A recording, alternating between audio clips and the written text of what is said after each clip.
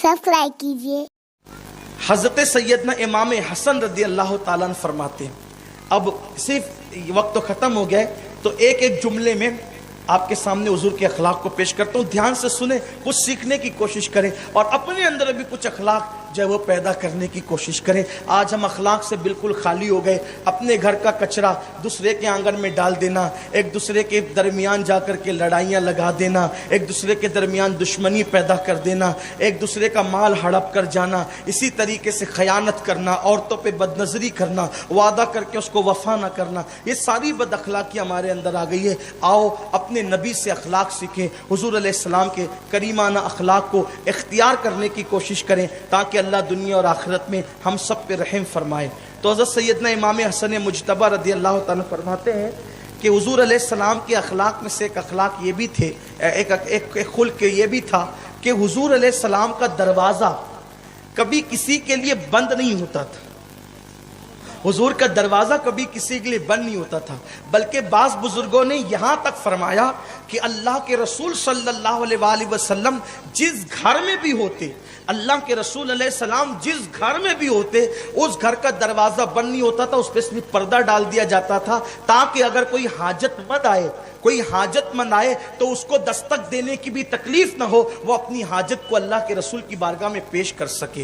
हुजूर अलैहिस्सलाम ने अपना दरवाज़ा कभी किसी के लिए बंद नहीं किया। लेकिन यहाँ पर एक बात आपसे कहता हूँ, आज अगर हमारी बहनें हमारे घर अपने बच्चों को लेकर चली आ जाए तो एक भाई का दिल फट जाता है कि ये चली कैसे आई 5 बच्चों को लेकर, इसको खिलाएगा कौन। लेकिन हुजूर अलैहिस्सलाम की शान है कि हुजूर अलैहिस्सलाम ने अपने दरवाजे गैरों के लिए भी बंद नहीं किए। और एक बात यहाँ मेहमानों की आई है, बहनों की, भाइयों की आई है, आपसे कह दूं कि मेहमान बाद में आता है, उसके आने से 40 दिन पहले अल्लाह उसके हिस्से की रोजी हमें अता फरमाता है। और जब मेहमान लौट कर जाता है तो हमारे घर की बलाएं उसके सदक़े में दूर हो जाती है। एक दिन किसी ने मौलाए कायनात को देखा कि मस्जिद नबवी में बैठ के रो रहे हैं, मस्जिद नबवी में बैठ के रो रहे हैं। पूछा, ऐ अली क्यों रो रहे हो? बड़ी बड़ी जंगों में तुमको रोते नहीं देखा, यहाँ क्यों रो रहे हो? कहा कि 1 हफ्ता हो गया मेरे घर कोई मेहमान नहीं आया तो मैं रो रहा हूं कि अल्लाह कहीं मुझसे नाराज तो नहीं हो गया, क्योंकि अल्लाह जिससे नाराज होता है उसके घर से मेहमानों को रोक देता है। मेरे घर में 1 हफ्ते से मेहमान नहीं आए, कहीं अल्लाह मुझसे नाराज तो नहीं हो गया। ये हमारे बुजुर्गों की सोच थी और हम सोचते हैं कि जितना मेहमान नहीं आए उतना अच्छा है। और औरतें तो खास तौर पे सोचती है इल्ला, सब नहीं, इल्ला माशाल्लाह। और अगर मेहमान आए तो माँ बाप के यहाँ के जो मेहमान आएंगे तो उनके लिए ऐसे एहतिमाम और ऐसी चाको चौबंद हो जाती है औरतें कि खिदमत करने में पीछे नहीं, क्योंकि माँ के घर से मेहमान है। और अगर ससुराल वालों के यहाँ से आए तो सर में दर्द होगा या फिर जो वो जुकाम का शबाब होगा या पता नहीं क्या होगा। लेकिन मैं आपसे कहना चाहता हूं, ये क्यों देखते हो, ये क्यों देखते हो कि मेहमान कहां से आए? ये क्यों नहीं देखते हो कि अल्लाह के रसूल ने तुम्हें खिदमत करने का हुक्म दिया, चाहे माँ के घर से, चाहे ससुराल के घर से। या एक छोटा सा वाक़या याद आता है कि एक शौहर और बीवी दोनों एक साथ रहते थे। उसने अपनी बीवी को कहा कि देखो मेरी अम्मी का मुझे फ़ोन आया कि वो लोग सब लोग आज हमारे घर पे शाम का खाना खाएंगे। तो उसने कहा कि भाई घर पे पकाना कोई ज़रूरी थोड़ी है, आप होटल से ले आना, खिला देंगे खाना। कहा ठीक है, कोई बात नहीं, हम ले आएंगे होटल से, आपका हुक्म है तो ले आएंगे ना होटल से। अब दिन गुजरता गया, शाम का वक्त आया, होटल में ऑर्डर दे दिया गया, खाना भी लेकर के वेटर आ गया। जैसे ही खाना आया साथ साथ मेहमान भी आ गए। लेकिन मेहमान आए तो वो मेहमान उसकी ससुराल के लोग नहीं थे, उसकी अम्मी वगैरह थे। तो उसने अपनी अम्मी से कहा, अचानक कैसे आ गए आप लोग, हमें तो दूसरे मेहमानों का इंतजार था। कहा नहीं, हमने तो सुबह दामाद साहब को फ़ोन करके बता दिया था कि हम आने वाले हैं। तो कहा कि इन्होंने तो मुझसे कहा कि मेरी अम्मी आने वाले हैं। तो फिर अपने शौहर से कहती, आपने मुझे बताया क्यों नहीं कि मेरी अम्मी आने वाले हैं? कहा कि हमने तो बताया था कि अम्मी आने वाले हैं। तो कहा कि हमने कहा था अम्मी आने वाले। अरे आपकी अम्मी हमारी अम्मी अलग अलग थोड़ी है। تو کہا کہ پھر ارے پہلے بتاتے تو ہم گھر پہ کھانا بناتے، ہوٹل سے لانے کی کیا ضرورت تھی؟ کہا اسی لیے تو آپ کو امی کہہ کر کے کہا تھا کہ آپ کا ظرف دیکھیں کہ ہماری امی کے لیے آپ کے دل میں کتنی جگہ اور آپ کی امی کے لیے کتنی جگہ ہے۔ بھئی امی تو آپ کی بھی امی، ہماری بھی امی ہے، اگر وہ ہوٹل کا کھانا کھا سکتی ہے تو آپ کی امی بھی کھا سکتی ہے۔ تو میں آپ سے کہنا چاہتا ہوں کہ ایسی برائیاں مت کرو، اس طریقے سے فاصلے مت پیدا کرو۔ اور میں تو یہ کہتا ہوں خواتین سے، دیکھو تمہاری ساس کا تم پر جتنا احسان ہے اتنا احسان تم پر کسی کا نہیں ہے۔ آپ کہیں گی کیسے؟ اس طرح سے کہ میری بہن تجھے شوہر سب کچھ لگتا ہے، یہ شوہر تجھے ملا کیسے؟ یہ شوہر تجھے ملا کیسے؟ تیری ساس کی وجہ سے تو شوہر ملا، ساس نہ ہوتی تو شوہر کیسے ملتا؟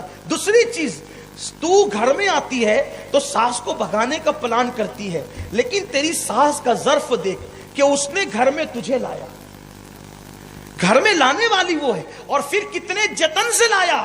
ارے پیر جی کو بھی اتنے جتن سے نہیں لاتی، مولانا جی کو بھی اتنے جتن سے نہیں لاتی جتنے جتن سے وہ بہو لاتی ہے۔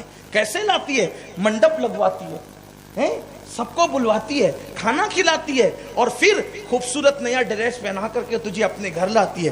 تو اس کا یہی احسان کا بدلہ تھا کہ وہ تجھے اتنی عزت کے ساتھ اپنے گھر میں لائے اور تو اسے اپنے گھر سے نکالنے کا پلان کرے۔ یہ ظلم ہے۔ ساس تم پر احسان کر رہی ہے، تمہیں اپنے گھر میں لا رہی اور تم ان کو بھگا رہی ہو۔ اللہ کا اعلان ہے، حل جزاء الاحسان الا الاحسان، احسان کا بدلہ احسان ہے، اور رسول اللہ کا فرمان ہے کما تدین تدان، تم جیسا کرو گے تمہارے ساتھ ویسے ہی کیا جائے گا۔ ساس پہ ظلم کرنے والی بہوؤں، آج تم بہو ہو، کل تمہارے بیٹے بھی جوان ہوں گے اور تم بھی ساس بنو گی۔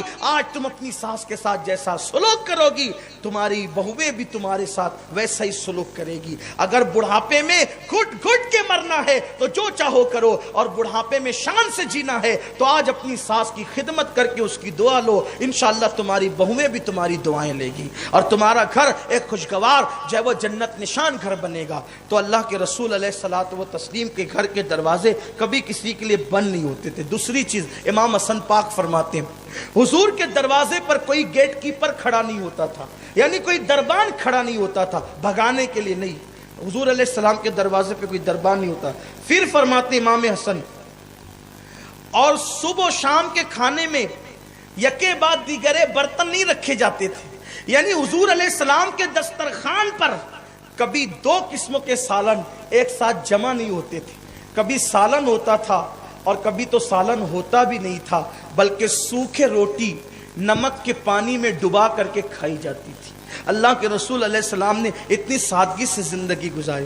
پھر فرماتے امام حسن، آپ کھلی جگہ میں بیٹھ جاتے تھے جہاں سب لوگ آ کر آپ سے ملاقات کرتے، یعنی حضور علیہ الصلوۃ والتسلیم کمروں میں بند نہیں رہتے تھے، حضور علیہ السلام پبلک سے گھلے ملے رہتے تھے، اور جو جب چاہتا اللہ کے رسول سے آ کے ملاقات کر سکتا تھا۔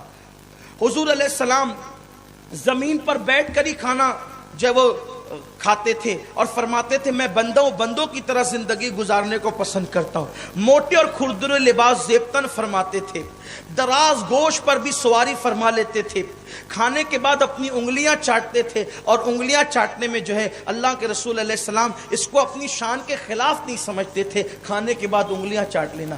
آج کل تو لوگ فیشن بنا ہے کہ چائے پئیں گے تو تھوڑی سی بچا کے رکھ دیں گے، فیشن ہے، اگر پلیٹ کے اندر کھانا ہے تو تھوڑا سا چھوڑ دیں گے، فیشن ہے، انگلیوں میں چاول لگا رہے گا، برتن میں کھانا پڑا رہے گا، فیشن ہے۔ یاد رکھو ہم کسی فیشن کے قائل نہیں ہیں، ہم سنت مصطفیٰ کے قائل ہیں۔ ایک مرتبہ کھانا کھاتے وقت حضرت ابو ہریرہ رضی اللہ تعالیٰ عنہ کے ہاتھ سے لقمہ چھوٹ گیا تو لوگ حضرت ابو ہریرہ کو دیکھنے لگے، کچھ صحابہ بھی تھے اور کچھ نئے نئے لوگ بھی تھے، اجمی لوگ بھی تھے۔ تو حضرت ابو ہریرہ نے فرمایا میں ان اجمیوں کی وجہ سے اپنے محبوب کی سنت کو ترک نہیں کر سکتا، اور وہ لقمہ اٹھایا اور اس کو صاف کر کے آپ نے کھا لیا۔